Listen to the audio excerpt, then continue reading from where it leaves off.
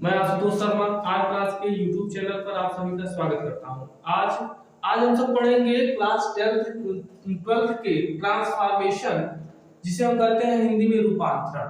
यह आपके पास ग्रामर का सब्जेक्ट है, इसमें 12th का। अब इसमें आपके पास इंग्लिश ग्रामर से यहाँ पर आपके पास 2 नंबर के एक प्रश्न आते हैं, अथवा 2 प्रश्न आएंगे, उसमें से आपको एक नंबर या एक क्वेश्चन आपको करना होता है। तो ट्रांसफॉर्मेशन होता क्या है उसके बारे में देखिए। ट्रांसफॉर्मेशन का हिंदी अर्थ होता है रूपांतरण।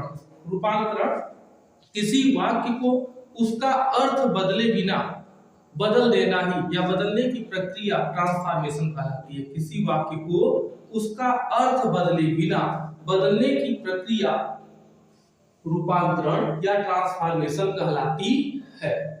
अब इसकी परिभाषा को आइए लिख लेते हैं। क्या आपने बोला है उसको फिर से सुनते हैं। किसी वाक्य को उसके अर्थ को बदले बिना वाक्य को बदलने की प्रक्रिया, अर्थ को बदले बिना वाक्य को बदलने की प्रक्रिया रूपांतरण कहलाती है या ट्रांसफॉर्मेशन कहलाती है। तो आइए देखते हैं ट्रांसफॉर्मेशन है क्या, उसकी परिभाषा, डेफिनेशन।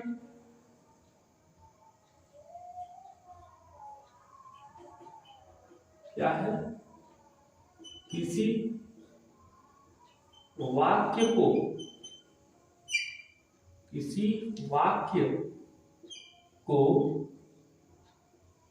उसका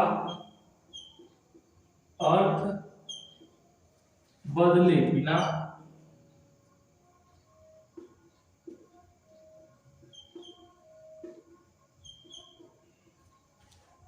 वाक्य बदलने की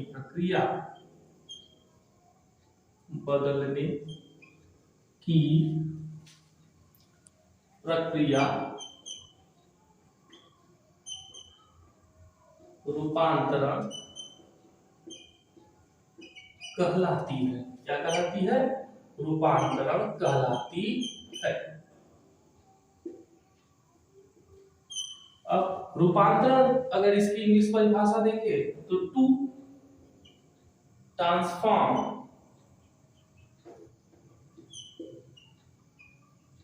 any sentences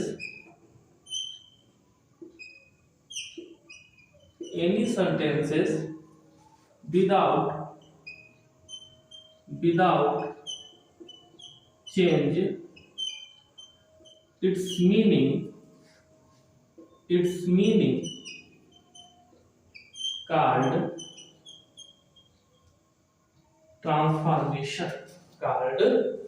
transformation।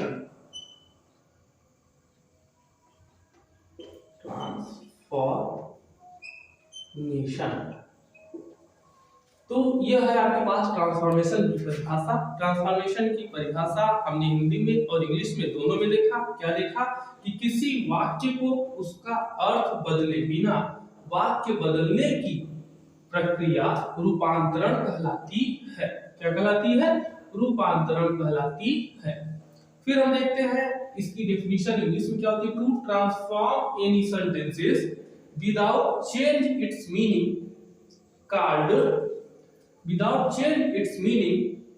called transformation.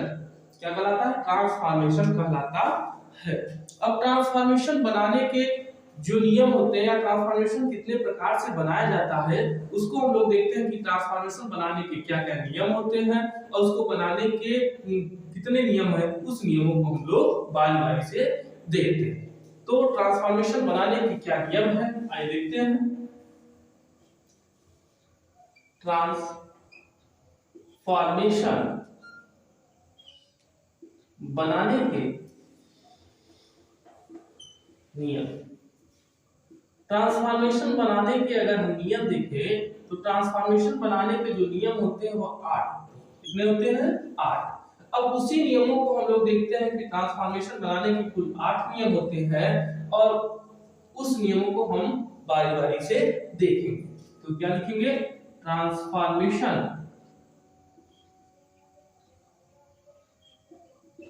बनाने के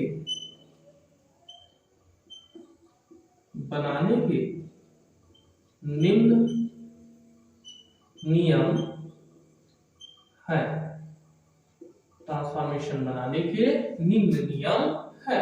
क्या क्या नियम है ट्रांसफॉर्मेशन बनाने के? सबसे पहले आपके पास नियम आता है rule first, remove of adverb. Remove of adverb, first नियम रिमूव ऑफ होता है एडवर्ब टू, मतलब इसका मीन्स होता है एडवर्ब टू को हटाना। एडवर्ब टू को पहला नियम आता है कि हम एडवर्ब टू को हटाकर ट्रांसफॉर्मेशन बनाते हैं। तो एडवर्ब टू को हटाकर हम ट्रांसफॉर्मेशन कैसे बनाते हैं, उसके अंतर्गत हम इसके अंतर्गत हम इस नियम को पढ़ेंगे। फिर दूसरा आपके पास आता है ऐड ऑफ एडवर्ब। क्या आता है? Add of adverb too. Adverb to को जोड़कर, एडवर्ब टू को क्या करते हैं?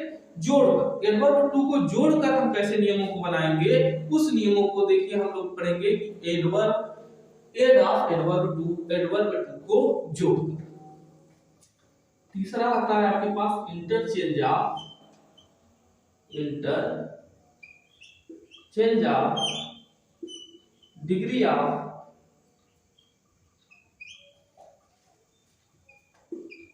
कंपैरिजन, डिग्री ऑफ कंपैरिजन, मतलब अवस्था के बीच में तुलना करके हम क्या करेंगे, इसमें परिवर्तन को देखेंगे। फिर अगला आता है interchange of active into passive voice. देखिए interchange of active into passive voice, तो एक्टिव वॉइस और पैसिव वॉइस आपको बताया भी गया है। जो पिछले प्लेलिस्ट में अगर आप जाएंगे आज क्लासेस वीडियो में, अगर प्लेलिस्ट में आप जाते हैं तो एक्टिव वॉइस पैसिव वॉइस पूरा बकायदे एक सीरियल बाय सीरियल सभी वीडियोस में आपको डाले गए हैं, तो आप active voice into passive voice उसको देख सकते हैं। नहीं तो फिर से आपके पास एक्टिव वॉइस पैसिव वॉइस इसी के अंतर्गत दोबारा आपको बताया जाएगा। अब अगला आपके पास आता है इंटरचेंज ऑफ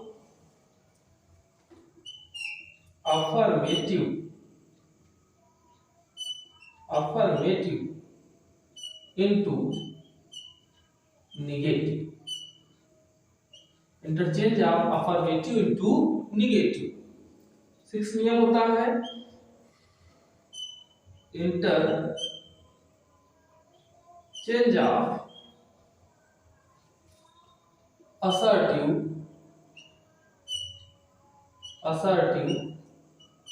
into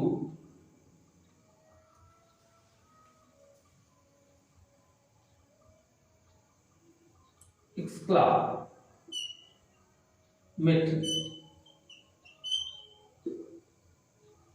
फिर assertive into exclamatory है, इसको चलिए आगे लिख लेते हैं। Interchange of assertive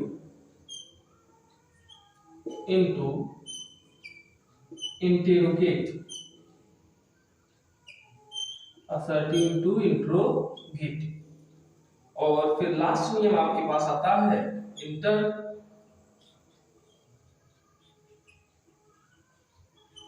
of assertive into optative। तो यही हम आपके पास जितने नियम लिखे गए हैं, इन्हीं 8 नियमों के बारे में हम आपको बताएंगे कि यह नियम क्या होते हैं, और इन नियमों के बारे में हम आपको सभी के बारे में जितने भी आपके पास टॉपिक दिए गए हैं 8 नियमों के बारे में और उदाहरण इसके बारे में सभी के बारे में आपको व्याख्या दी जाएगी। और यदि वीडियो आप देख रहे हो तो वीडियो को ज़्यादा से ज़्यादा लोगों तक शेयर करें, और अभी तक सब्सक्राइब नहीं किए हैं तो सब्सक्राइब करना ना भूलें। तो आइए हम लोग देखेंगे अब इसके आगे जो टॉपिक है उसको। अगर आप लोग इसको नोट करना चाहते हो तो इसका स्क्रीनशॉट ले सकते हैं।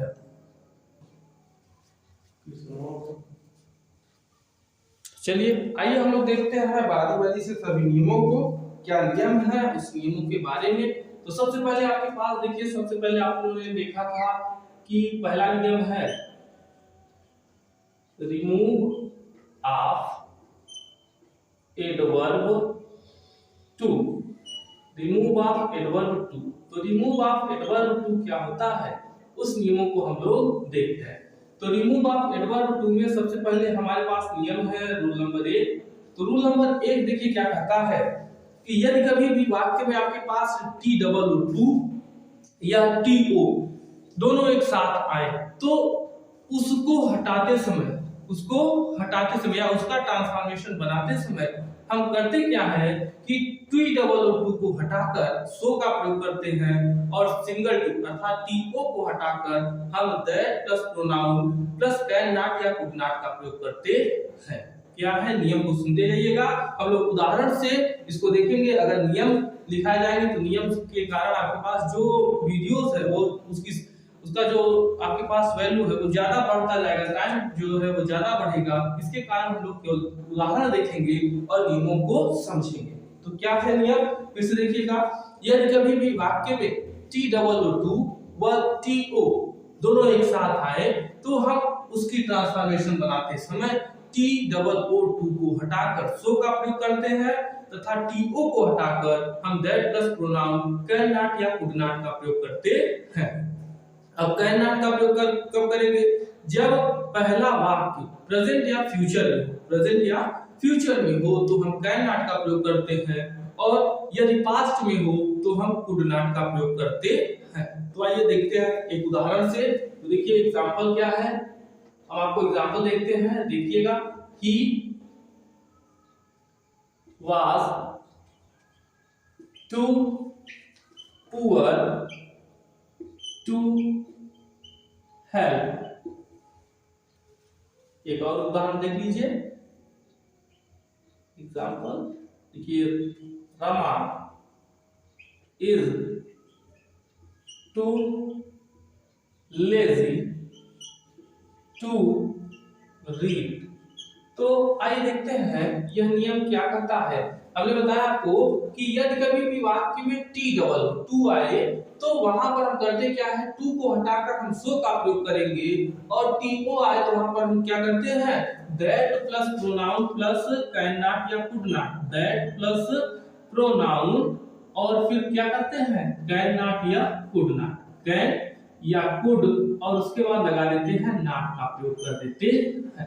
तो यह आपके पास पहला नियम है और इस नियम को हम देखते हैं। देखिए क्या हो जाएगा, ही वाज और टू को हटाएंगे क्या लगाएंगे, टू को हटाएंगे हम सो लगाएंगे, टू को हमें हटाना है क्या लगाएंगे सो और फिर हो जाएगा पुअर और फिर इस टू को हटाएंगे हम लगाएंगे क्या दैट। और देखो प्रोनाउन है ना, तो यहाँ पर जो आपके पास करता है इसी के अनुसार प्रोनाउन, यहाँ पर जो करता है उसी के अनुसार प्रोनाउन। तो देखो ये ही है, प्रोनाउन ही है, तो इसको हम यहाँ लगते हैं ही, क्योंकि यह पास्ट में है तो हम यहाँ क्या लगाएंगे कुड नॉट लगाएंगे और उसके बाद जो वर्ब है उसको लिख दीजिए। जो आपके पास वर्ब है, वर्ब क्या है हेल्प।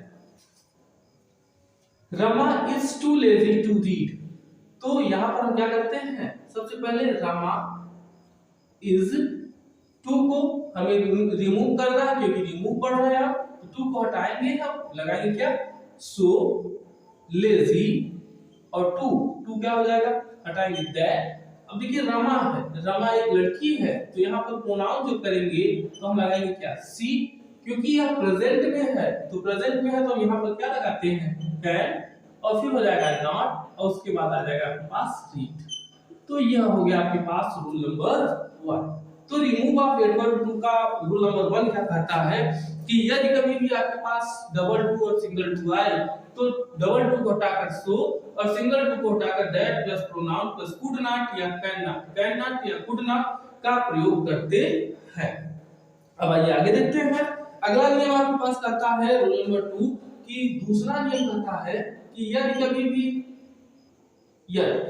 कभी भी वाक्य में सिंगल टू के बाद मतलब इसी टू के बाद आपके पास इसी टू के बाद वर्ब का फर्स्ट फॉर्म आ जाए, क्या आ जाए वर्ब का फर्स्ट फॉर्म आ जाए और वर्ब के फर्स्ट फॉर्म के बाद ऑब्जेक्ट भी आ जाए, क्या आ जाए ऑब्जेक्ट आ जाए या अदर भी आ जाए ना, ऑब्जेक्ट प्लस अदर आ जाए या ऑब्जेक्ट तक ही आए। तो इस दशा में हम कैन नॉट या कुड नॉट का प्रयोग नहीं करते, बल्कि वाक्य या पहले वाले वाक्य के अनुसार हम shall not, should not, will not, would not, did not, does not या डू नॉट का प्रयोग करते हैं। क्या हमने नियम बताया, फिर से गौर करिएगा। क्या है नियम कि यदि कभी भी पहले वाक्य, यदि कभी भी सिंगल टू के बाद वर्ब का फर्स्ट फॉर्म ऑब्जेक्ट और अदर आ जाए, क्या है, वर्ब का फर्स्ट फॉर्म टू आए, फिर वर्ब का फर्स्ट फॉर्म ऑब्जेक्ट और अदर आ जाए, तो हम उसकी ट्रांसफॉर्मेशन बनाते समय डबल टू को हटाकर सो का प्रयोग करते हैं, तथा सिंगल टू को हटाकर दैट प्लस प्रोनाउन, और फिर वहां पर हो जाएगा क्या, shall not, will not, should not, would not, did not, does not, do not. तो वाक्य पहले वाले वाक्य के अनुसार आप उसका प्रयोग करते हैं। तो आइए एक एग्जांपल देखते हैं। ये एग्जांपल देखेंगे हम लोग, तो देखिए क्या हो जाएगा, जैसे ही इज टू,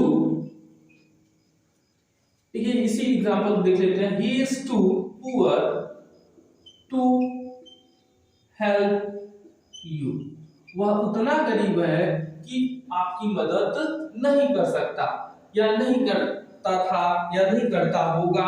तो यहाँ पर यू आएगा ना, तो यू आया तो आप यहाँ से करते, देखो वर्ब का फर्स्ट फॉर्म फिर ऑब्जेक्ट है, तो वर्ब का फर्स्ट फॉर्म ऑब्जेक्ट है, तो आप प्रेजेंट है, तो प्रेजेंट है क्या लगाएंगे, डू या डज नॉट, डू या डज नॉट। तो हम यहाँ से करते क्या, ही इज, टू को हटाएंगे क्या लगाएंगे, सो, फिर हो जाएगा क्या, पुअर, और फिर सिंगल टू को हटाएंगे क्या लगाएगा, लग जाएगा दैट प्लस प्रोनाउन, प्रोनाउन मतलब ही, तो ही लगेगा।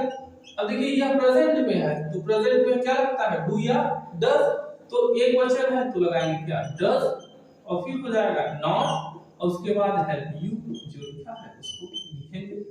अगर यहीं पर आपके पास होता क्या, वाज होता तो हम डिड लगाते, विल या शैल होता तो हम शैल या विल लगाते, या विल या शैल लगाते। तो अगर पहले वाला वाक्य जिस अनुसार या जिस टेंस में है, तो दूसरा वाला वाक्य उसी टेंस में होता है। तो यह था आपके पास रूल नंबर 2। अब आइए देखते हैं इसका तीसरा नियम क्या कहता है।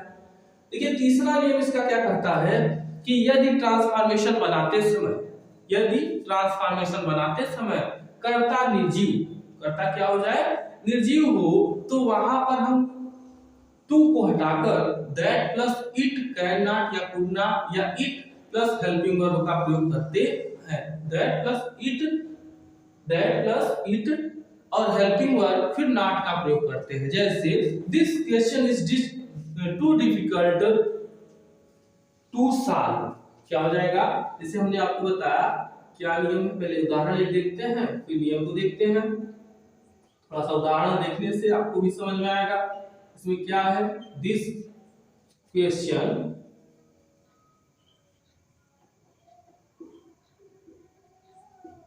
is too difficult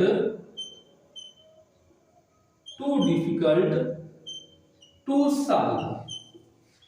देखिए अगर सॉल्व तक है तो आप क्या लगाएंगे, कैन नॉट या कुड नॉट। अगर यहीं पर इट हो जाता तो आपके पास होता ना, वर्ब के पास फॉर्म का ऑब्जेक्ट आ जाता, तो आप दूसरी सहायक क्रिया लगा सकते थे। तो ये देखते हैं जैसे कि यहाँ पर क्या है, टू को हटाकर हम क्या लगाएंगे, सो। यह प्रश्न उतना कठिन है कि इसे कोई हल नहीं कर सकता, तो इसे क्या करेंगे कि जब कभी भी वाक्य का कर्ता निर्जीव हो, देखो प्रश्न जो है वह निर्जीव है, तो जब कभी भी वाक्य का कर्ता निर्जीव हो तो टू को हटाकर सो का प्रयोग, और फिर होता क्या है कि सिंगल टू मतलब टीओ को हटाकर हम क्या करते हैं, दैट प्लस, ये देखिए दिस क्वेश्चन है ना, तब यहाँ पर प्रोनाउन लगाएंगे, कौन सा प्रोनाउन लगाएंगे, इट, कि that it can not solve, कि इसे हल नहीं किया जा सकता है। तो यह था आपके पास क्या, कि यह है आपके पास रूल नंबर 3, कि जब कभी भी वाक्य का कर्ता क्या हो, जब कभी भी वाक्य का कर्ता निर्जीव, जब कभी भी वाक्य का कर्ता क्या हो, निर्जीव हो, तो इसका प्रयोग किया जाता है। अब आगे आपके पास नियम आता है कि यदि कभी भी वाक्य में डबल टू आए, यदि कभी भी वाक्य में क्या है कि डबल टू आए, मतलब टी डबल ओ आए, और उसके बाद सिंगल टू के बाद वर्ब का थर्ड फॉर्म आ जाए। वर्ब का कौन सा फॉर्म आ जाए? Third form. क्या नियम है फिर से सुनिएगा। यदि कभी भी वाक्य में डबल टू आए मतलब टी डबल ओ आए और टी ओ के बाद मतलब टी ओ मतलब टू के बाद वर्ब का फर्स्ट फॉर्म आ जाए, वर्ब का थर्ड फॉर्म आ जाए, तो हम वहां करते क्या है, वर्ब के थर्ड फॉर्म की स्थिति में हम पैसिव वॉइस हो जाता है। वर्ब के थर्ड फॉर्म की स्थिति में क्या होता है? पैसिव वॉइस हो जाता है और इस दशा में हम बी का प्रयोग कर देते हैं। कैन नॉट या कुड नॉट के बाद हम बी का प्रयोग कर देते हैं। तो यहाँ पर देखते हैं जैसे कौन सा बी, जैसे बी बी बी मतलब होना। तो यहाँ पर आइए देखते हैं जैसे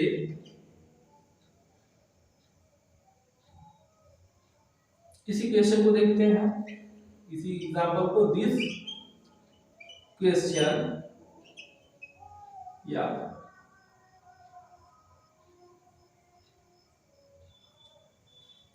this question is too difficult to solve। देखिए थोड़ा सा परिवर्तन है। आपको लगेगा कि यहाँ पर हम ये नियम लगाएंगे, लेकिन यहाँ पर देखिए आपको लग रहा है ना सॉल्व है। थर्ड नियम, थर्ड वर्ब का कौन सा फॉर्म है? Third form. मान लीजिए ये क्वेश्चन आपके पास आता है, वर्ब का थर्ड फॉर्म हम देखेंगे। सिंगल टू के बाद आपके पास वर्ब का कौन सा फॉर्म हो? Third form. तो उस दशा में देखो हम करेंगे क्या कि सिंगल टू को मतलब टी डबल ओ को हटाकर सो का प्रयोग और इस टू को हटाकर हम करते क्या है? दैट। अब देखिए कर्ता ने जीव है तो यही लगाएंगे इट, फिर कैन, फिर हो जाएगा आपके पास नॉट और उसके बाद हो जाएगा बी। और देखिए सॉल्व जो है ना, अब देखो थर्ड फॉर्म था तो यहाँ पर हमने बी लगाया और उसके बाद क्या लगा दिया? सॉल्व लगा दिया। और बाकी पहले वाले वाक्य को आप कंप्लीट कर सकते हैं, जैसा है वैसा ही लिखेंगे। Is difficult that it can not be solve. तो यह आपके पास नियम है। क्या नियम हमने देखा कि यदि कभी भी वाक्य में सिंगल टू के बाद मतलब टी ओ के बाद वर्ब का थर्ड फॉर्म आए तो हम कैन नॉट या कुड नॉट के बाद बी का प्रयोग कर देते हैं। किसका प्रयोग करेंगे? बी का प्रयोग कर देते हैं। तो इसका आपके पास लास्ट नियम आता है रिमूवल ऑफ या रिमूव ऑफ एडवर्ब टू का लास्ट नियम। क्या नियम है? रूल नंबर 5, उसको देखते हैं। देखिए रूल नंबर 5 इसमें कहता क्या है, उस नियम के बारे में देखिए। रूल नंबर 5 क्या कहता है? यदि कभी भी वाक्य में केवल टी डबल ओ आए, केवल क्या है? टी डबल ओ आए, तो उसकी ट्रांसफॉर्मेशन बनाते समय या उसका ट्रांसफॉर्मेशन बनाते समय हम टी डबल ओ को हटा देते हैं, टी डबल ओ को हटा देते हैं और उसके स्थान पर एक्सट्रीमली या beyond the proper limit, extremely या बियॉन्ड द प्रॉपर लिमिट, या हम करते क्या है? कंपैरेटिव डिग्री में बदल देते हैं। तो हम दो ही नियम पढ़ेंगे। हम क्या करेंगे? टू को हटाकर एक्सट्रीमली या बियॉन्ड द प्रॉपर लिमिट का प्रयोग कर देते हैं। जैसे कि अगर आपके पास आ जाए कि थोड़ा सा इधर लिख देते हैं, टी इज टू हॉट, चाय अत्यधिक गर्म है। तो चाय अत्यधिक गर्म है तो देखिए आपके पास अब देखिए केवल टू आया, टी डबल ओ आया है। तो इस दशा में हम करेंगे क्या कि टी इज टू को हटाएंगे, क्या करेंगे? Extremely hot, tea is extremely hot, या tea is beyond tea is hot beyond the proper limit. क्या लिखेंगे? बियॉन्ड द प्रॉपर लिमिट हो जाएगा। ठीक है, तो यह था आपके पास क्या? Remove of adverb too, remove of adverb too. तो इसमें हमने पढ़ा ट्रांसफॉर्मेशन बनाने के लिए। आज हमने पढ़ा क्या कि ट्रांसफॉर्मेशन होता क्या है। ट्रांसफॉर्मेशन होता क्या है कि आपने पढ़ा कि किसी भी वाक्य को उसका अर्थ बदले बिना वाक्य को परिवर्तन करने की जो प्रक्रिया है उसे हम क्या कहते हैं? रूपांतरण। किसी भी वाक्य को उसका अर्थ बदले बिना अर्थ बदले बिना वाक्य को बदलने की प्रक्रिया रूपांतरण कहलाती है। रूपांतरण कहलाने का मतलब रूपांतरण जो बनाने की प्रक्रिया है या ट्रांसफॉर्मेशन बनाने की प्रक्रिया है, उसमें 8 नियम होते हैं। 8 नियमों को हमने बारी-बारी से देखा। फिर आपके पास हमने पहले नियम को रखा, रिमूव ऑफ एडवर्ब टू, अब उसके फिर 5 नियमों को रखा। तो ये वीडियो आपको पसंद आया हो तो वीडियो को लाइक करें, शेयर करें और अगर अभी सब्सक्राइब नहीं किए तो सब्सक्राइब करना मत भूलें। Thank you so much. आपको अगला वीडियो इसी वीडियो के बाद प्रोवाइड कर दिया जाएगा। Thank you so much again.